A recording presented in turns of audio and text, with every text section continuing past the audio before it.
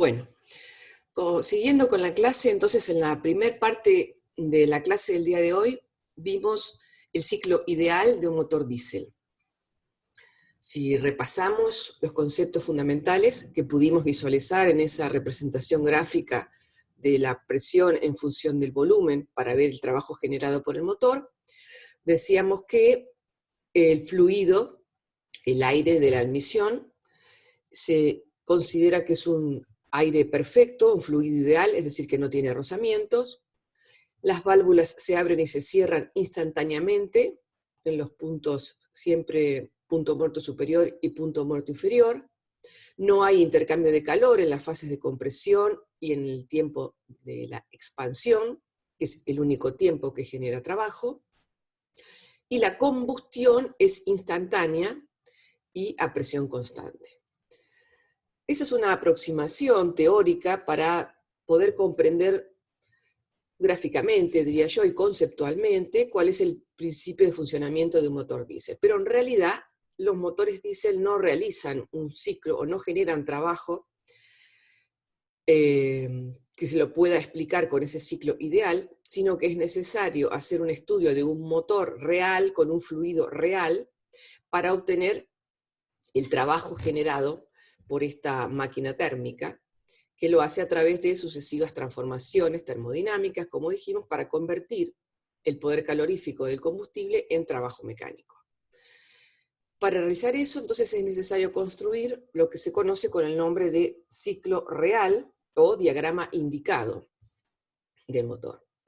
Este ciclo se llama trabajo indicado porque se obtiene con un aparatito que se denomina indicador, cuyo principio de funcionamiento podría ser este simple esquema. Es decir, necesitamos algún aparato que nos mida en tiempo real, en cada momento, cuál es la presión que se genera en el interior del cilindro, producto de todos sus tiempos, y cuál es la posición del cilindro en cada lugar para ir graficando esta curva real de presión en función de volumen.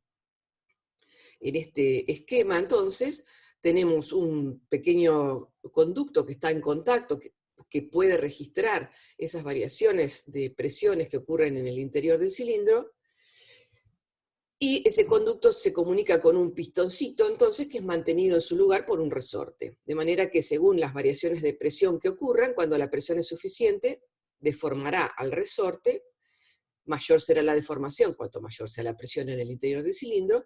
Ese resorte está en comunicación con un paralelogramo deformable que tiene en su extremo una punta que podrá ir graficando, entonces, en un esquema presión-volumen, cuál es la variación real que ocurre en el interior del cilindro. Producto entonces de que se obtiene con un aparato que se llama indicador, este diagrama se llama diagrama indicado, o lo que refleja también es el ciclo real de funcionamiento del motor.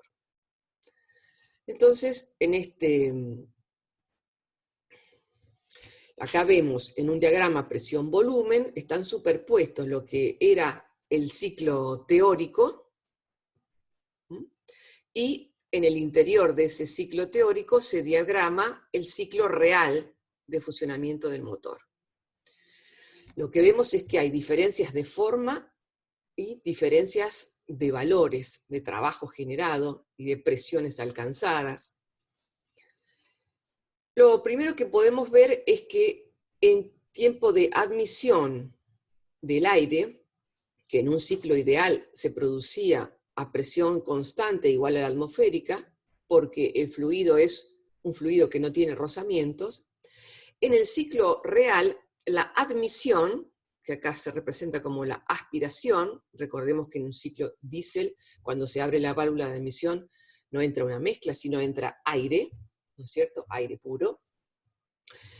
No se produce a presión constante la admisión, sino que hay una típica depresión de la aspiración. O sea, cuando consideramos el aire, en realidad el aire, como cualquier otro fluido, tiene rozamiento, es decir, no se comporta como un fluido ideal. Hay que vencer ese rozamiento que se produce cuando el aire se mueve entre las partículas del mismo aire, llamemos así, y sobre todo la capa del aire que está en contacto con los conductos por los cuales circula, por el múltiple de admisión, cuando tiene que entrar por las válvulas, también lo vamos a ver por el múltiple de escape. De manera que hay una fricción de ese aire que se quiere mover, que conduce a que la velocidad con la cual se genera el espacio para que el aire entre, por descenso del pistón, que va desde un punto muerto superior hasta un punto muerto inferior, entonces la velocidad con la cual se genera ese aire es mayor que la velocidad con la cual puede entrar el aire, porque hay que vencer entonces un rozamiento, una fricción que genera una típica depresión de la aspiración. Es decir, mientras haya diferencia de presión entre el exterior, que tenemos la presión atmosférica como mínimo, y la presión interior que hay en el cilindro, mientras haya esa diferencia de presión, el aire sigue entrando. Entonces, en la admisión lo que vemos es que hay una depresión en la aspiración. Hay un trabajo que hay que aportarle a ese aire para que entre, producto del rozamiento que tiene el aire, como cualquier fluido, que ustedes lo vieron cuando estudian riego, para mover aire en un canal, lo van a estudiar cuando veamos acá la utilización de la oleohidráulica como fuente de energía. Es decir, cualquier fluido que yo quiero moverlo por una cañería, tiene, producto de ese rozamiento, que vencer lo que se conoce también como pérdidas de carga, una típica depresión entonces en la aspiración. Y en el escape, ahora también que hay que aportarle energía para poder vencer ese rozamiento y poder evacuar los gases producto del escape, que ya no tienen oxígeno, generándose un área de trabajo negativa, que está acá simbolizada por la letra D, que es trabajo negativo. Se conoce con el nombre de pérdidas por bombeo, pérdidas de carga. Aparece un área de trabajo negativo que en el ciclo ideal, por considerar el aire sin rozamiento, no lo teníamos. Otras pérdidas son las pérdidas de calor. Recordemos que tanto en la compresión como en la expansión, en un ciclo ideal se consideraban adiabáticas, es decir, no había intercambio de calor entre el interior del cilindro y el exterior. En un motor real hay un sistema de refrigeración que evacúa el calor excedente para el correcto funcionamiento de los metales del material de los motores, y entonces hay una parte de la energía que se va en pérdidas de calor, que están consideradas acá como el área A. Otra pérdida y otra diferencia fundamental con el ciclo ideal es que la combustión no es instantánea. Es decir, en teoría, nosotros decíamos que en condiciones ideales, con 15 kilos de aire podíamos quemar 1 kilo de combustible. Si ustedes hacen la reacción química, esos hidrocarburos con oxígeno, que en teoría todo se convierte en dióxido de carbono, vapor de agua y nitrógeno elemental, cuando hagan el equilibrio molecular van a ver que con 15 moles de oxígeno podrían equilibrar 1 kilo, o 15 moles de oxígeno, 1 mol de la cadena de hidrocarburos.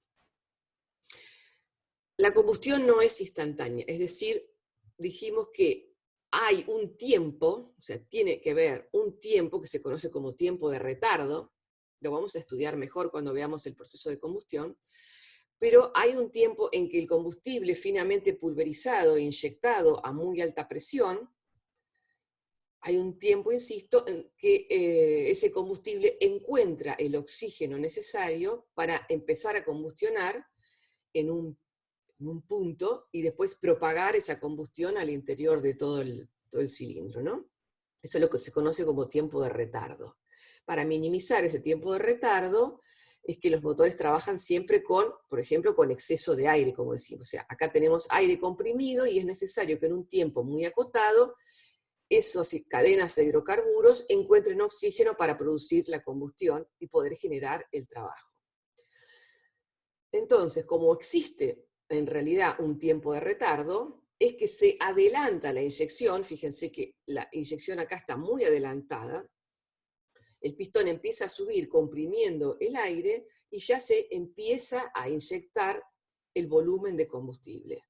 ¿Para qué? Para que cuando se produzca ese pico de presión que va a generar el trabajo, se produzca ese pico de presión cuando el pistón está en el punto muerto superior o cercano a él.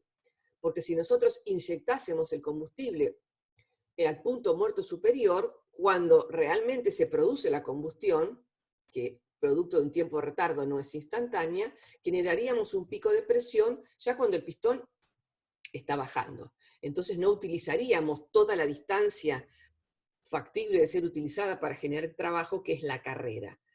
Entonces, la inyección se adelanta, producto de que la combustión no es instantánea, es decir, que hay un tiempo de retardo entre que se inyectan las primeras gotas y la combustión realmente es capaz de generar ese pico de presión. Por lo tanto, se redondea ese pico de presión alcanzado y, o sea, cuando hagamos los ejercicios para calcular la presión y la temperatura que se genera al final de la compresión, van a ver que son valores inferiores a los que se podrían producir en un ciclo ideal, donde decíamos que la compresión es adiabática, por ejemplo. Entonces, acá el exponente gamma que utilizaban para calcular presión y temperatura en el punto 2, como la compresión y la expansión no son adiabáticas, llegan a ser politrópicas, tienen que reemplazar ese exponente gamma, que en un aire ideal valía 1.4, por un exponente n, que tiene valores más chicos. Por otro lado, lo que también vemos en este gráfico es que en el punto 4, el momento en que se abre la válvula de escape no es coincidente con el punto muerto inferior. O sea, en realidad, el motor, cuando ya generó suficiente trabajo, es beneficiario, digamos, abrir la válvula de escape antes, en el punto 4, o sea, adelantar la apertura de la válvula de escape, para tratar de empezar a reducir la presión en el interior del cilindro y así minimizar las pérdidas que se producen por la sobrepresión típica del escape. Entonces, acá lo que vemos es pérdidas por bombeo, pérdidas de calor, el área B, que es la combustión, que no es isobárica ni instantánea, y que la apertura de la válvula de escape se adelanta con respecto al punto muerto inferior. En realidad, entonces, se juega con estas cuestiones, porque si no las pérdidas que ocurrirían en un motor real serían mayores. O sea, para compensar justamente que el fluido tiene rozamientos, vamos a ver que las válvulas se abren y se cierran, no coincidiendo con los puntos muertos superior e inferior nunca, porque tampoco la apertura y cierre de válvulas es instantánea. Para compensar que la combustión no es instantánea ni isobárica, se adelanta la inyección. Y para tratar de hacer mínimas las pérdidas de energía por bombeo, es que se abre la válvula de escape antes, que el pistón llegue al punto muerto inferior. Decimos, las válvulas, entonces, en un motor real, no se abren nunca coincidiendo con los puntos muertos superior e inferior. En este esquema tenemos con adelanto de la apertura de la admisión. O sea, el pistón está subiendo y expulsando los gases producto de la combustión anterior, estamos en la fase del escape, el pistón está subiendo desde el punto muerto inferior al superior, y antes de que el pistón llegue al punto muerto superior, ya se abre la válvula de escape, unos grados antes. En este motor, en este esquema, son 3 grados. No tenemos que grabar, estos valores no son estándares, pero todos los motores tienen unos grados antes que el pistón llegue al punto muerto superior, se abre la válvula de admisión. ¿Para qué se hace eso? Bueno, como mínimo por 2 razones. Primero, porque la apertura de la válvula no es instantánea, es decir que como tarda unos grados de rotación del cigüeñal para estar completamente abierta, la idea es que esté completamente abierta, cercano al punto muerto superior, para que no haya ningún estrangulamiento del aire en la carrera realmente de descenso de ese pistón, que genera todo ese volumen para que el aire fresco del exterior entre. Y también porque ese aire que entra, ya comienza a entrar unos grados antes del punto muerto superior, me ayudan a sacar los gases del escape producto de la combustión anterior. Es muy importante tener una expulsión completa de esos gases por dos razones. Primero, porque si me quedan gases de la combustión anterior en el cilindro, hay un espacio que no va a poder ser ocupado por el aire fresco. Y esos gases, que ya no tienen oxígeno y tienen mucha temperatura, a su vez, me disminuirían la densidad del aire que entra. Entonces es muy importante tener un barrido completo, una expulsión total de los gases de la combustión anterior. Durante todo este tiempo, entonces, el pistón pasa por el punto muerto superior, sigue el tiempo de admisión. En un ciclo ideal, la válvula de admisión se debería cerrar en el punto muerto inferior. Sin embargo, se produce un importante retraso del cierre de la admisión. O sea, fíjense que todo el tiempo de aspiración es muy grande, si lo vemos en grados de rotación del cigüeñal. La válvula se va a cerrar recién cuando se igualan las presiones en el exterior y en el interior del cilindro. Decíamos que el aire entra mientras haya diferencia de presión. Entonces, cuando realmente se igualan las presiones, el aire tiene mucha inercia para entrar, entonces, aún el pistón pasó por el punto muerto inferior, el pistón empieza a subir y el aire sigue entrando. Recién, cuando se igualan las presiones, se produce el cierre de la válvula de admisión. Después, acá vemos el avance de la inyección, también está marcado, se produce el trabajo, que es esta área amarilla, y como dijimos, la válvula de escape se abre bastantes grados antes de que el pistón llegue al punto muerto inferior para tratar de bajar la presión y disminuir el trabajo, la energía que el motor tiene que gastar para el escape. Se adelanta con respecto al punto muerto inferior y se retrasa su cierre, en este caso 15 grados, con respecto al punto muerto superior. Se retrasa ese cierre porque si cuando los gases los obligamos a salir, esos gases que ya no tienen oxígeno, los obligamos a salir por una válvula, es decir, por un conductor, un orificio, por un diámetro muy chico, esos gases salen con mucha velocidad, ¿no? Estamos aumentando la velocidad de circulación, por lo tanto, Bernoulli nos dice que estamos reduciendo la presión. Es decir, los gases que salen, producto de la combustión anterior, me ayudan a generar la depresión necesaria en el cilindro para que los gases entren.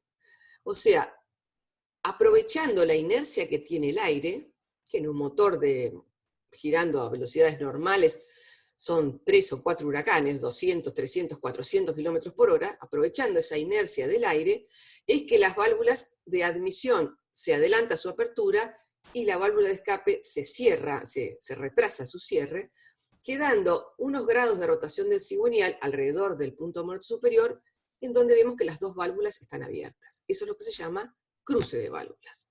Y ya vimos que se hace en los motores, entonces para minimizar las pérdidas por bombeo, para que el aire, si tiene suficiente inercia, me ayude el aire que entra a sacar los gases de escape, y los gases de escape me ayuden a generar la depresión para que haya diferencia de presión y el aire entra.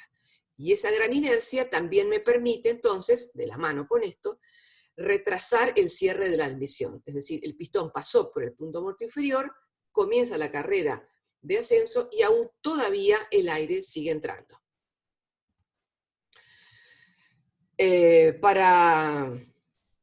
Acá vemos un esquema de las válvulas de admisión y de escape. Entonces, una forma que podríamos pensar en facilitar la entrada del aire sería agrandar la válvula de admisión, que siempre la válvula de admisión es más grande que la de escape, pero podríamos pensar en tener una válvula aún más grande. Entonces, como si tenemos una válvula muy grande, tendríamos mucha masa y ahí podríamos tener problemas de inercia y problemas para evacuar el exceso de temperatura del aire. Lo que se utiliza, y van a ver hoy normalmente, es tener en todo caso dos válvulas de admisión y dos válvulas de escape, que van a ser abiertas por árboles de levas independientes. Va a haber un árbol de levas para la válvula de admisión y un árbol de levas para la válvula de escape. Bueno, acá viene un concepto que sé que cuesta entender. Nosotros teníamos, entonces, en el esquema de un ciclo real, si vuelvo para atrás, tenemos un área positiva, si lo ponemos en el gráfico, todo esto sería un área positiva, y tenemos un área negativa, que son las pérdidas por bombeo.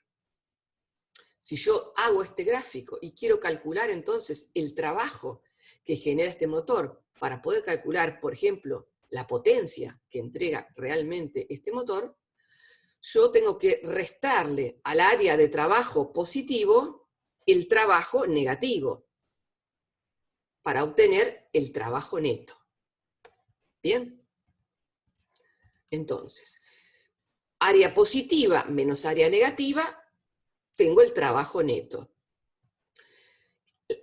La presión media indicada es un concepto que cuesta a veces entender, sería aquella presión constante, hipotética, que si el motor funcionase a ella, a ese valor de presión, podría generar el mismo trabajo neto que nosotros podemos calcular.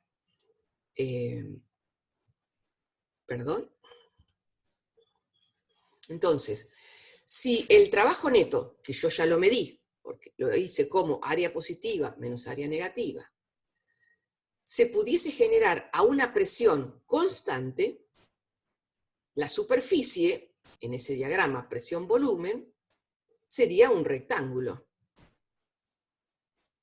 cuya base sería igual al volumen de cilindrada y cuya altura sería esa presión hipotética constante que se llama presión media indicada. Entonces, la presión media indicada es aquella presión constante que genera un trabajo igual al trabajo neto. El trabajo neto lo conozco. Si la presión es constante, el área en el gráfico es un rectángulo, por lo tanto, mi incógnita, que es la altura de ese rectángulo, la puedo calcular como la superficie del rectángulo dividido la base.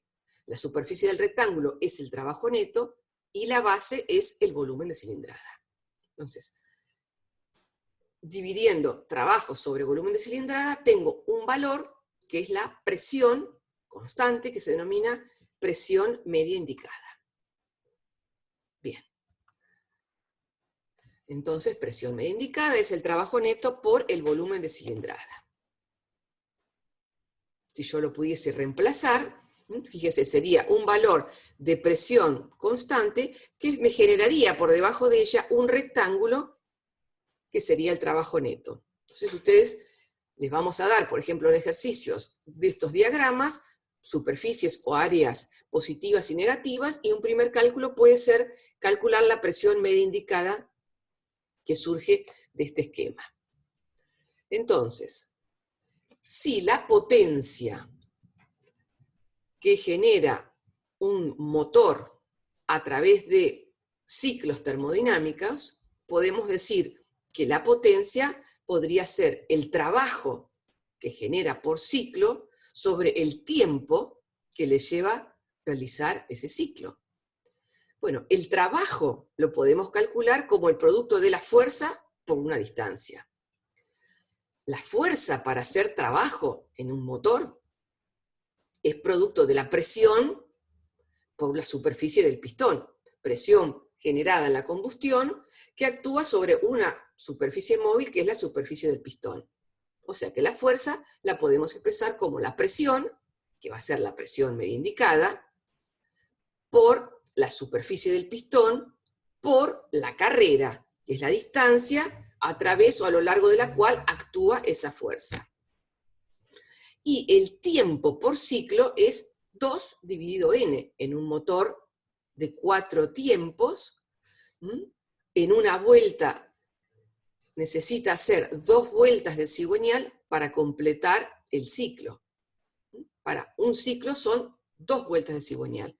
Así que el tiempo por ciclo es 2 sobre n. De manera que yo puedo decir que la superficie del pistón por la carrera es el volumen de cilindrada, y puedo pasar arriba, en vez de 2 sobre n, pongo n dividido 2, y encuentro los 3 factores de los cuales depende la potencia que puede generar un motor de combustión interna.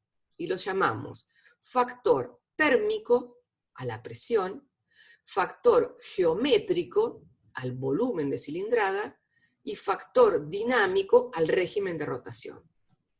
No hay forma entonces de variar la potencia en un motor de combustión interna que no sea o aumentándole el régimen o aumentando el tamaño del motor con un volumen de cilindrada mayor porque tengo más superficie de pistón o porque tengo más carrera, o aumentando la presión que se puede generar producto de esa combustión. Y la presión media indicada, si quieren una expresión analítica, es igual al rendimiento volumétrico por el rendimiento térmico indicado, por la densidad del aire, por el poder calorífico, por 1 sobre la relación aire-combustible. Sobre eso vamos a trabajar. Pero en principio, entonces, a partir del trabajo efectivo generado por un motor, a partir de un diagrama de un ciclo real, yo puedo encontrar los factores que determinan la potencia. Si hablamos de potencia indicada, a la presión la llamamos presión media indicada. Y esta es la potencia, entonces, que es capaz de generar el motor producto de su ciclo real. Producto del ciclo real. Bueno, acá les traigo un esquema que saqué de una publicación de Andrés Porras, que es un profesor español, en donde nos muestra justamente las variaciones de la presión en el interior del cilindro en función del giro del cigüeñal. Entonces, fíjense que está graficada la admisión, ya están graficados los punto muerto superior e inferior, y acá los tiempos necesarios para producir el trabajo. Entonces, podríamos preguntarnos, ¿en qué punto se abre de este esquema la válvula de admisión? Pensemos. La válvula de admisión dijimos que se abría unos grados antes que el pistón llegase al punto muerto superior. Cuando se estaba produciendo el escape, estaba el pistón tratando de sacar los gases producto de la combustión anterior y la válvula se abre unos grados antes. Así que en este esquema, en el punto 12, fíjense que están en la típica sobrepresión del escape y antes que el pistón llegue al punto muerto superior, en el punto 12 se abre la válvula de admisión. Tenemos toda la típica depresión de la aspiración, y recién dijimos, cuando se igualan las presiones, la presión atmosférica y la presión en el interior, que en este esquema se da en el punto 4, ahí se cierra la válvula de admisión. O sea, pasado el punto muerto inferior, en el 4 se cierra la válvula de admisión.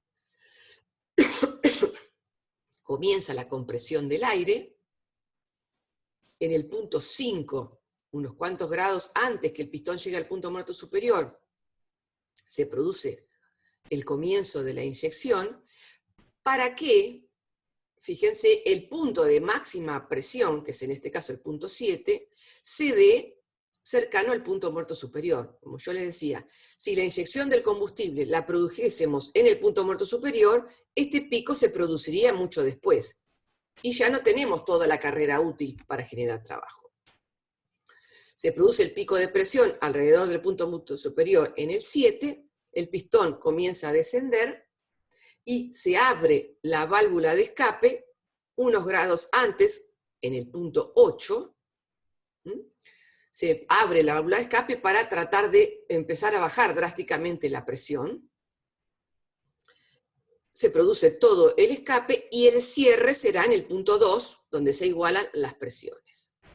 Entonces, acá tenemos un gráfico muy ilustrativo de cómo es la variación de presión en el interior del cilindro y podemos deducir los momentos en que se abren y se cierran las válvulas.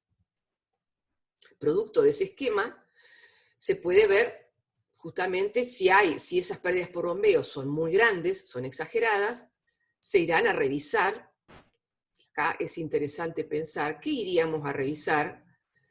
Que nos está generando, que el motor necesita gastar mucha energía para entrar o sacar el aire. Podremos ver yo diría, todo lo que tenga que ver con tiempo de apertura y cierre de válvulas, con diseño de los múltiples, con el tamaño y posesión de los filtros, en fin, distintas hipótesis que se pueden enunciar, que están pasando, por ejemplo, en este motor, dice, bueno, este sería en el esquema de la izquierda una aspiración normal y está produciéndose una aspiración insuficiente. Entonces, ¿qué puede estar pasando? Que el motor, insisto, está gastando mucho trabajo para entrar el aire. Quizá los filtros son muy chicos, están mal diseñados, están tapados, están mal ubicados, los conductos generan hay muchos codos, son muy rugosos, en fin. Ustedes van a hacer cálculos de pérdidas de carga, fundamentalmente cuando vean hidráulico, pero acá también se pueden hacer. Y lo mismo se puede ver, entonces, si el escape es insuficiente, o sea, por ejemplo, si la válvula de escape se abrió demasiado tarde. Entonces, son todas herramientas que nos ayudan a pensar, esto no es para que ustedes no van a diseñar motores, pero nos ayudan a pensar de justamente cuáles son los parámetros que tienen que ver con este trabajo, por ejemplo, perdido por bombeo. Entonces, si hablamos de potencia indicada, llegamos a los 3 factores, entonces factor térmico, geométrico y dinámico. Esta sería la potencia, dijimos, que genera el motor en su ciclo real.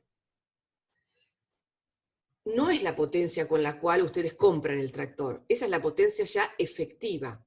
Es decir, a la potencia indicada, potencia generada en el ciclo, todavía tengo que restarle las pérdidas de potencia producto de rozamientos, que se engloban dentro de lo que conocemos como rendimiento mecánico del motor. Rozamiento fundamentalmente, como vimos, entre el pistón, los aros del pistón y el cilindro, y también rozamientos, fricción que se producen en el mecanismo biela-manivela, y potencia que están consumiendo algunos órganos auxiliares del motor, que también es capaz de ser generada por el ciclo, órganos auxiliares como mover la bomba hidráulica, la bomba de agua, la bomba de aceite, etc. Entonces, a la presión media indicada, si la multiplicamos por el rendimiento mecánico, que es ese rozamiento, llegamos a la presión media efectiva. Y podemos decir entonces que la potencia efectiva podría ser la presión media efectiva por el volumen de cilindrada, por el régimen dividido 2. Ahí tienen una expresión de presión media indicada, que lo vamos a retomar cuando veamos curvas. Otra forma de expresar la potencia, rotacional en este caso, es, o sea, la potencia que va a salir ya de un eje rotativo como es el motor, el cigüeñal. Podríamos decir que la potencia sería el trabajo, otra vez por revolución, que sería la fuerza por la distancia. Si estamos hablando de un eje que gira, la distancia para recorrer una vuelta es 2pi radio. Entonces, el trabajo para dar una vuelta sería la fuerza por 2pi radio. La fuerza por el radio es un par, la expresión de par motor o momento torsor. Entonces, el trabajo para una vuelta me quedaría par motor, o sea, fuerza por radio, por 2pi. Ese sería el trabajo para completar una vuelta. Si gira ese eje a n vueltas, ese trabajo, que es par por 2pi, lo multiplico por n, y tengo el trabajo a n vueltas, o sea, la potencia. Cuando ustedes en los ejercicios hacen los cálculos, saben que si el par está expresado en kilográmetros y el régimen en vueltas por minuto, la constante para calcular la potencia en caballo vapor surge de 2pi sobre 60 por 75. 60 segundos que tiene un minuto y 75 kilogramos por segundo que es un caballo. Como ese número es muy chiquitito, en vez de multiplicar el par por el régimen por ese número tan chiquitito, lo dividimos, hacemos la inversa de ese número, y nos da una constante que ustedes la van a utilizar durante todo el cuatrimestre, que es 716.2. Insisto, que tiene metido ahí adentro el 2pi. Bien. Si hablamos de potencia, llegamos recién a la potencia efectiva y partimos de la primera parte de la clase de la potencia indicada. Podríamos tener un valor más prístino aún de potencia, que podríamos llamarlo potencia térmica. Es decir, en condiciones ideales, con un combustible que tiene determinada poder calorífico y que está consumiendo tantos kilos de combustible por hora, sería capaz de generar un determinado valor de potencia, que lo llamamos potencia térmica, que ahí tienen la expresión. Es el consumo de combustible por el poder calorífico y está multiplicado por la constante E de conversión de calor en trabajo, o sea, el equivalente mecánico del calor. Ustedes tienen tablas para saber cuánto vale. Después, como no es ideal, producto del ciclo real, ustedes pueden generar un determinado valor de potencia, que lo llamamos recién potencia indicada. Al cociente entre la potencia indicada y la potencia térmica la llamamos rendimiento térmico indicado, que es lo que se conoce, si hacemos la diferencia de esos valores, como potencia perdida por fricción. Perdón, el rendimiento térmico indicado entonces es el cociente entre la potencia indicada y la potencia térmica. Ahora, dijimos que la potencia indicada tampoco es la potencia efectiva que saca el cigüeñal, porque todavía lo tengo que afectar por el rendimiento mecánico. Entonces el rendimiento mecánico también lo puedo expresar como el cociente de la potencia efectiva y la potencia indicada, o como la diferencia entre la potencia indicada y la potencia efectiva, o sea, es la potencia que me consume la fricción. Si conozco el producto de todos los rendimientos, el rendimiento global del motor, o simplemente aparece muchas veces en los libros como rendimiento térmico, es el que hablábamos el otro día, que en un motor diésel convencional anda alrededor de 0,32, 0,36, y en los diésel más modernos, que se ha perfeccionado muchísimo el factor térmico, se alcanzan valores de rendimiento muy superiores, 0,41, 0,42. Decíamos que no es objetivo hoy tecnológico seguir aumentando el rendimiento del motor, porque hemos hecho un motor tan eficiente que llegamos a combinar el oxígeno con el nitrógeno y aparecen contaminantes que son los problemas a combatir hoy, que son los óxidos de nitroso.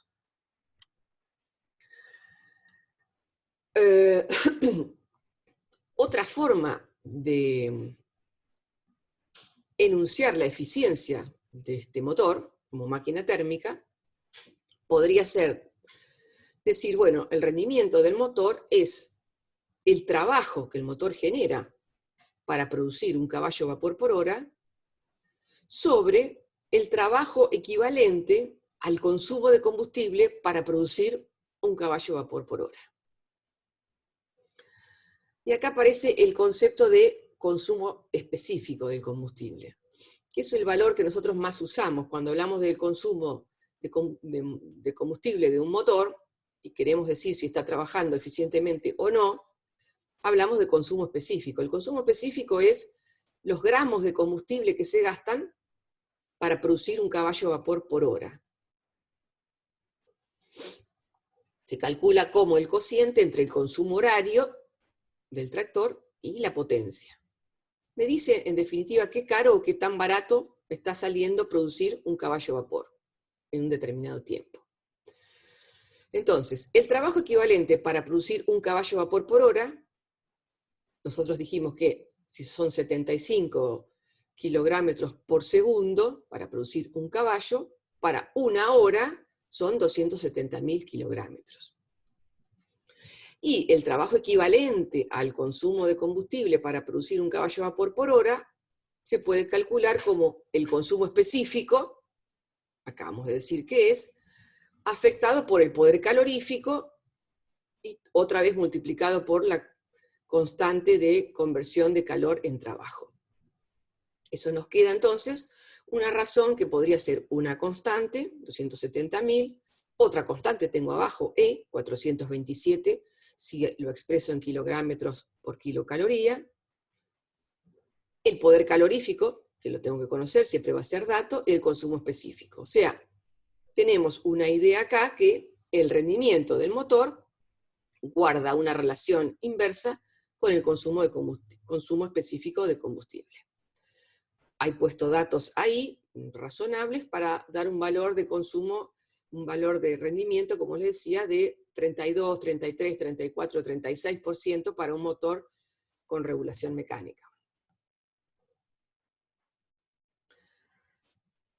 Otro rendimiento que es muy importante tener en cuenta, pero que tiene que ver con el aire, entonces, es el rendimiento volumétrico. El rendimiento volumétrico se expresa como la masa real de aire que está entrando al motor en la unidad de tiempo sobre la masa de aire que teóricamente debería entrar hasta completar todo ese volumen de densidad, todo ese volumen de cilindrada. Entonces la masa teórica, si densidad es masa sobre volumen, la masa teórica sería la densidad del aire por el volumen de cilindrada. Como es por tiempo, lo tengo que multiplicar siempre por el régimen activo, que será el régimen dividido 2. El motor, para hacer todo su ciclo que da 2 vueltas, se abren las válvulas una vez. O sea que se mide la masa de aire que realmente entra, la masa real, y con los datos de densidad del aire, de régimen y de volumen de cilindrada, se puede calcular la masa de aire teórica. ¿De qué depende fundamentalmente este rendimiento volumétrico? Bueno, como yo les puse ahí, me parecieron 3 factores que podíamos rescatar. Uno, de la densidad del aire que entra, decimos, y la presencia de gases residuales, o sea, es fundamental. Entonces, si yo quiero maximizar el rendimiento volumétrico, o después poder deducir por qué el rendimiento volumétrico es máximo en una zona y no en otra, hay que saber de qué factores depende. Entonces, si la densidad del aire es baja, porque quedaron muchos gases residuales, por ejemplo, que me disminuyen la densidad del aire porque tienen mucha temperatura, claro, la masa de aire que realmente entra se ve afectada.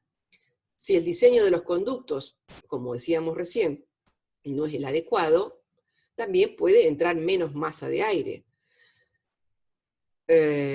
Podríamos pensar que los conductos podrían tener mucho diámetro, podrían ser cortos, podrían idealmente no tener codos, podría ser una superficie que no presentase resistencias al paso, todo eso que tiene que ver entonces con el diseño de los múltiples para tratar de disminuir las pérdidas por bombeo.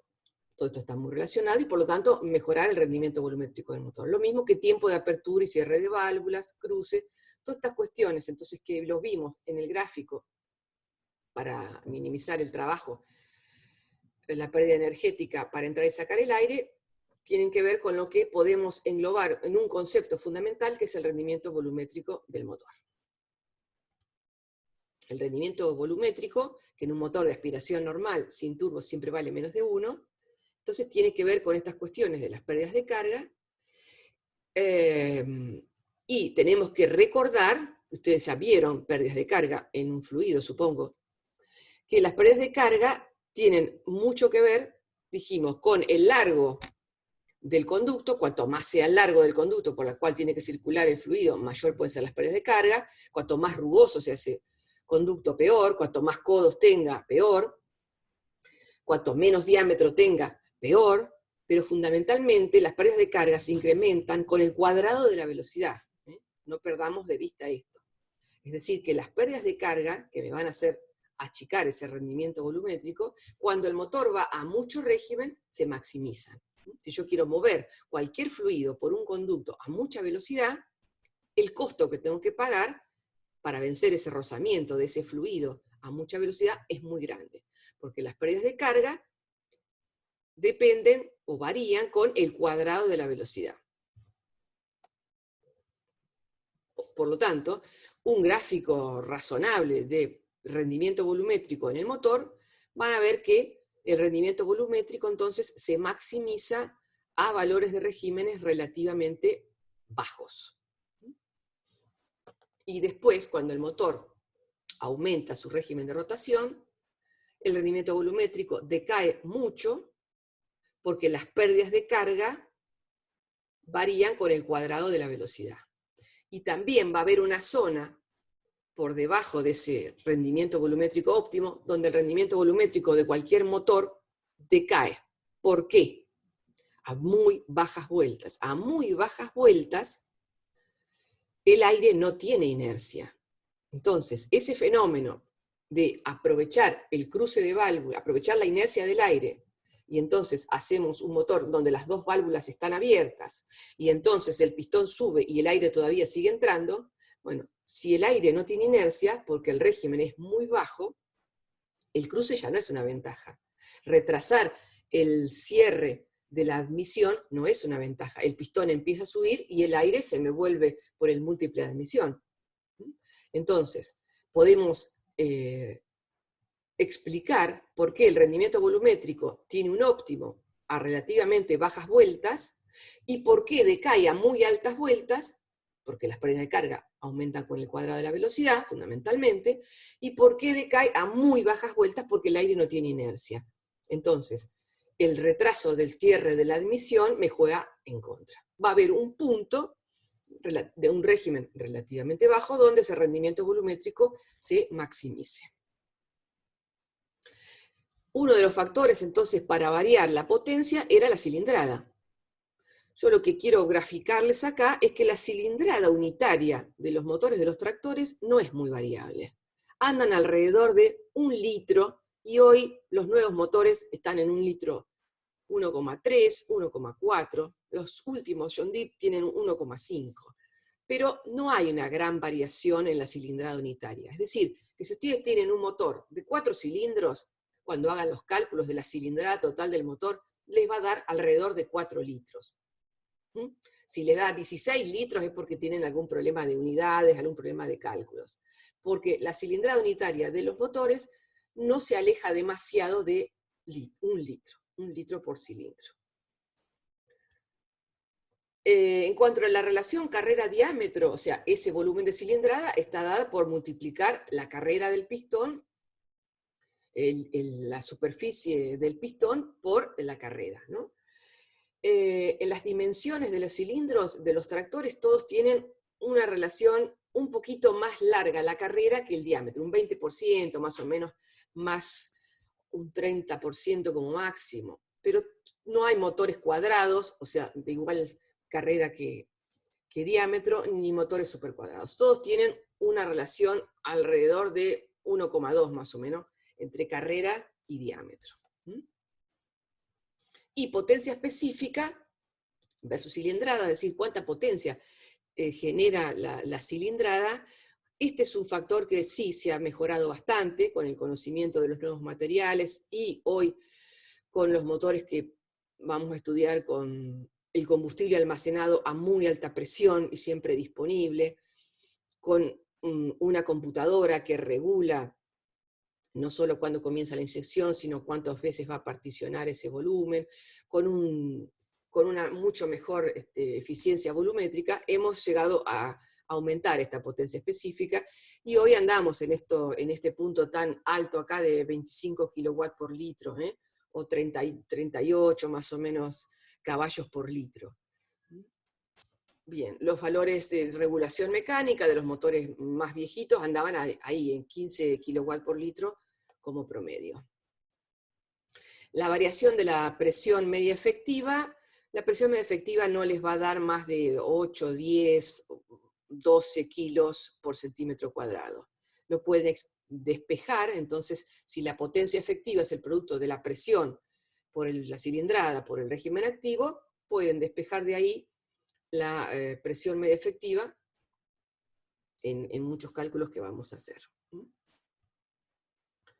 La variación de la velocidad media del pistón, bueno, esto también, la velocidad media del pistón, dijimos que el régimen de rotación del motor, o sea, el factor dinámico, tampoco es una gran variable para modificar la potencia. Los motores de los tractores no andan tampoco a 5.000, 6.000 vueltas. Entonces puede aumentar mucho el régimen, porque el rendimiento mecánico empieza a decaer mucho, Es muy difícil a un motor que pretendemos sacarle potencia en base a un gran par, también pedirle un gran régimen. Es muy difícil equilibrar el cigüeñal que tiene que soportar valores de presiones efectivas muy grandes, que lo haga a mucho régimen. Entonces, el factor dinámico no es un factor de mucha variación en un motor de un tractor. Y por lo tanto, si conocen entonces el régimen de rotación, pueden calcular la velocidad media del pistón. Pueden deducir ustedes esta expresión, ¿eh? Y van a encontrar que la velocidad media del pistón anda en 7,5, como dice ahí, 8 metros por segundo, como valores razonables. Bueno, esto es importante entenderlo, es decir, nosotros decíamos que la relación estequiométrica, o sea, en condiciones ideales, con 15 kilos de aire podemos quemar 1 kilo de combustible, pero en realidad sabemos que no es una combustión perfecta en un motor real con un fluido ideal. Por lo tanto, se trabajan los motores con exceso de aire. O sea, se trabaja como mínimo, como dice acá, con 22 o de ahí para arriba de exceso. De ese 15 kilos de aire, bueno, pasamos a mezclas pobres, o sea, tenemos una cantidad mínima de aire que es necesaria para no producir una combustión incompleta.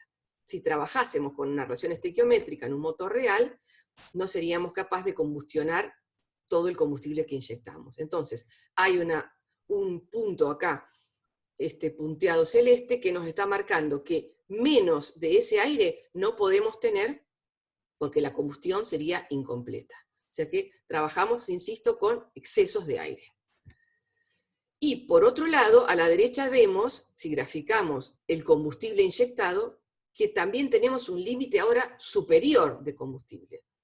Si ponemos más de 40 megagramos, como dice acá, por litro de cilindrada en cada ciclo, sería demasiado combustible, no tenemos aire suficiente y produciríamos también una generación de humos en el motor y sería eso impensado, porque la combustión es mala y estamos generando muchos contaminantes a la atmósfera.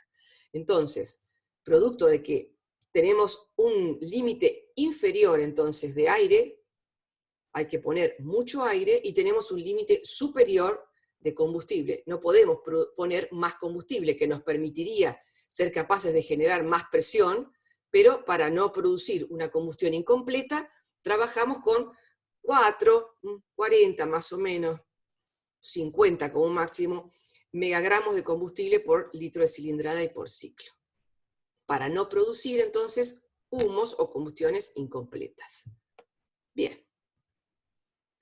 Otra, entonces, forma de aumentar la potencia.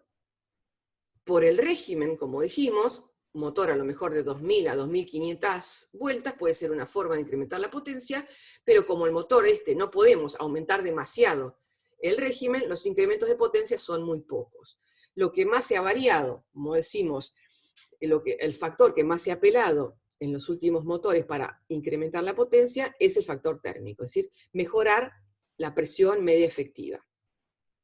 En este caso, bueno, hay muchas formas de mejorar la presión media efectiva de un motor, que las vamos a estudiar a lo largo de unas cuantas clases. Bueno,